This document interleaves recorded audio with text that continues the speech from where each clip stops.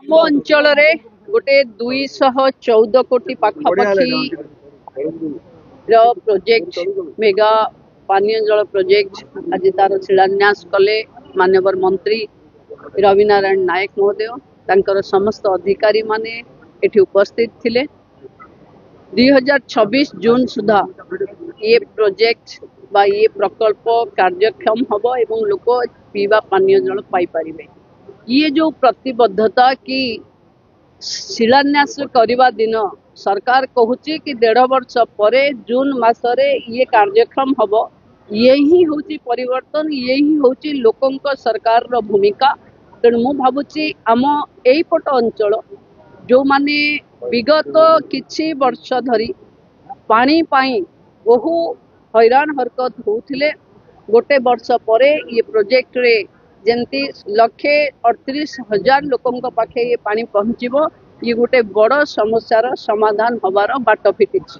आमे जो माटी रो छु ए माटी एमिति माटी हमर सालाइन वाटर को आमे व्यवहार करूछु। पूरी बेलाभूमि अच्छी से बेलाभूमि पानी आज गाँव को पशि आसुची से प्रकार हिसाब से वर्तमान सुधा लोक मैंने सालाइन पानी पीउछंती। ए सालाइन जो पानी व्यवस्था को आमे दूर करने ये सरकार प्रतिश्रुतिबद्ध अच्छी।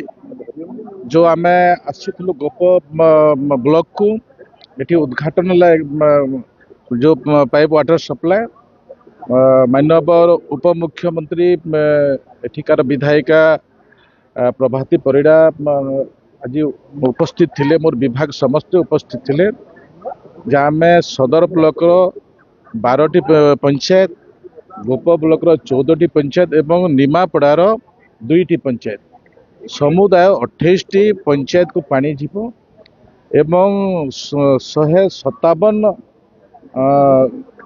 गाँ को पानी पहुँची पार। ए 157 गाँव रे 1,38,500 पाखापाखि लोक रोचंती। ए समस्ते स्वच्छ पानी पाई पारि।